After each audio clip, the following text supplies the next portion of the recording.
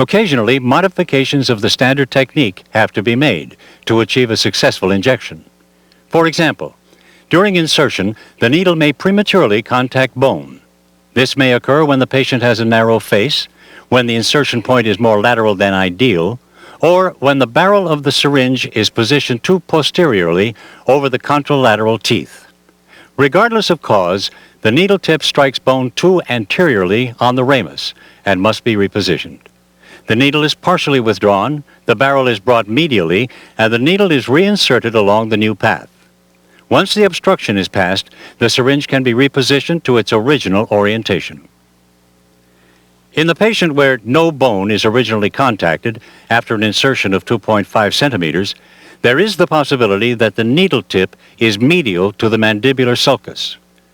Deeper insertion is not advised because of the potential for penetrating the parotid capsule and anesthetizing the facial nerve. Depositing the anesthetic at this point will still usually produce mandibular anesthesia.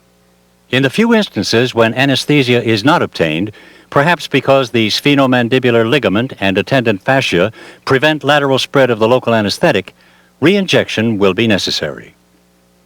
To ensure that bone is contacted during the second injection, the insertion point can be moved slightly more lateral to the pterygomandibular raphe as the syringe is oriented over the contralateral mandibular first molar region.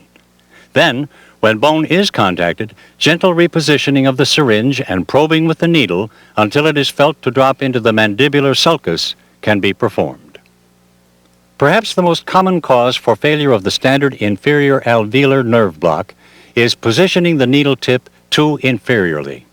This can happen if the coronoid notch is not palpated correctly. For instance, if the thumb is too medial and palpates the temporal crest.